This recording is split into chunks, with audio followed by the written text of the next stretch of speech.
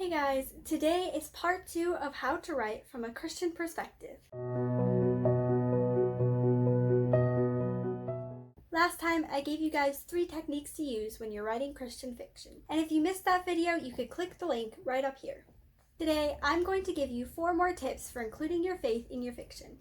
Number 1, write a realistic story. So often in Christian fiction, the story finishes with some kind of blissful, unrealistic, happy ending. While I do believe in happy endings, they shouldn't come without a struggle. And even when it does come, it should be at least a little bittersweet.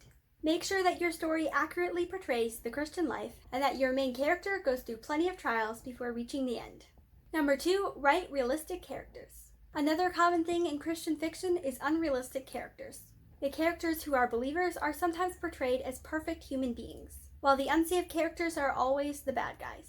Yes, I do believe that Christians should look different from the world. But let's be honest, we're still growing. We do still mess up. While the pattern in our lives should generally be an upward climb, there are times where we fail.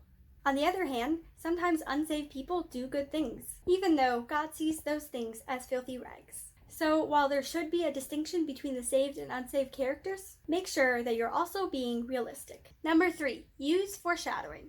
There's a common problem within fiction that's often referred to as deus ex machina, which is Latin for God from a machine. This basically represents a person or event that swoops in to rescue the main character and solve all their problems. Some Christian authors seem to think that they can use deus ex machina simply because God is already present in their stories. But that's not how life usually works. Yes, there are times when God rescues his children from distress, but often he will instead give us the strength we need to battle through our problems. Instead of deus ex machina, you can use foreshadowing. This technique shows different elements early on in the story and then brings these elements back during the climax, without throwing in a bunch of random objects, characters, and events to save the day. Number 4, work hard. I believe that many Christian authors start with a good idea, but many times that good idea is lost because they never put the effort in.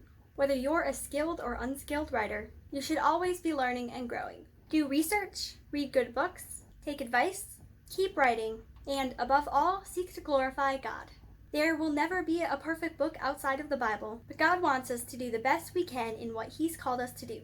So if He's called you to write, work hard and do your best in that.